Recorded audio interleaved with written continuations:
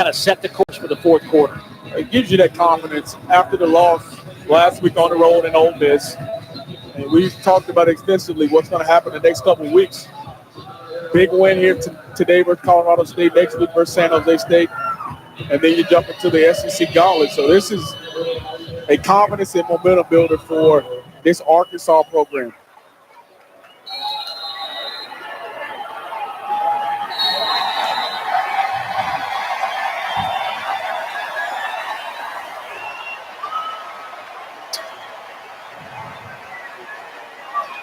So Nick Starkle won't have to take another snap. Arkansas will pick up the win. They put 55 on the board. Mike Bobo's Colorado State Rams had a chance. They had it tied at 34, and then the wheels just fell off. They lose their quarterback, Colin Hill. Let's hope he's not out for very long. Two guys that have gone against each other. When Coach Morris was at Clemson, Coach Bobo was at the University of Georgia. Met last year in Fort Collins and here in Fayetteville. But this Arkansas team goes to 2-1. Colorado State will drop to 1-2 with its 55-34 victory by the Hogs.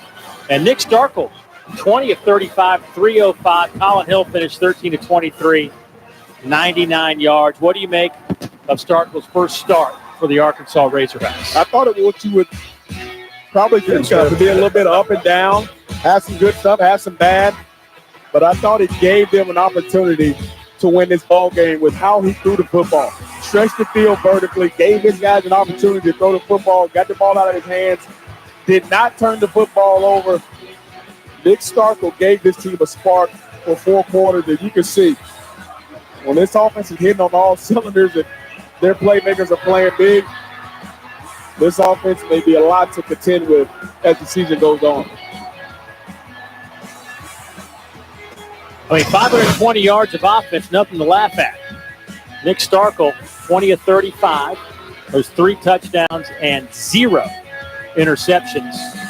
And, they always talk about quarterbacks and game 1 to game 2 for him. I know he's played a little bit here in the first couple of games, but this was his show. I'm anxious to see how he plays next week against San Jose State. Speaking of Mr. Starkle, Don Davenport has corralled him. Let's go down to the field.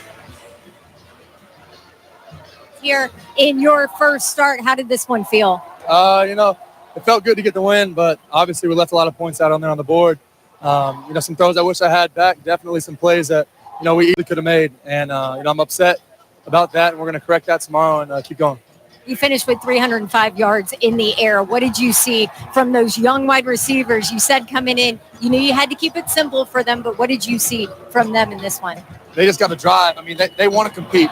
They want to compete, and they're always coming up to me saying, hey, give me the ball, give me the ball. And I love to hear that as a quarterback because that means they're winning their one-on-one matchups, they're winning their routes, and they're seeing it good. And so, they did a great job today. I'm very, very proud of them. Fourth quarter for you, what was going through your mind?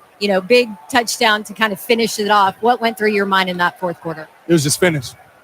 Every play we got to finish. And, I stressed the O-line, keep doing what they were doing. We're going to run the ball, and we're going to get those pass looks, and we're going to throw it. So that was really game plan, and we knew that. Congratulations, Nick. I'll let you guys celebrate. Thank you. Those two young guys, Knox and Burks, combined for 10 catches, 182 yards, and, of course, a huge day right there by Rakeem Boyd, 20 for 122.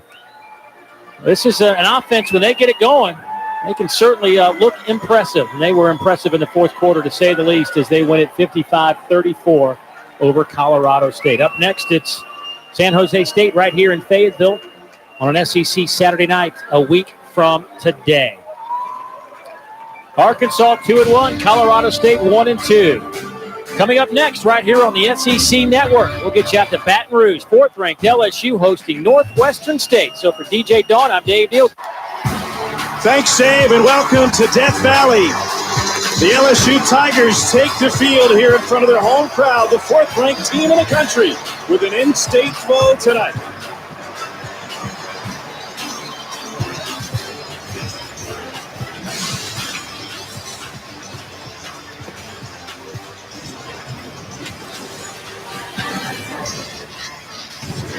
Welcome to SEC Saturday night, and there is a sense of excitement and energy around this LSU program, the likes of which we haven't seen in years. It is all predicated on promise.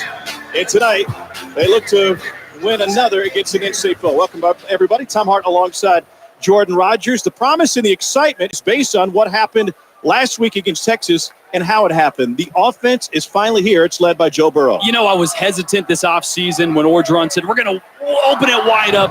Joe Brady made me optimistic. Last week against Georgia Southern, I felt a little bit more of what this offense could look like. But last week against Texas, this offense arrived, and the quarterback leading the charge, Joe Burrow, stepped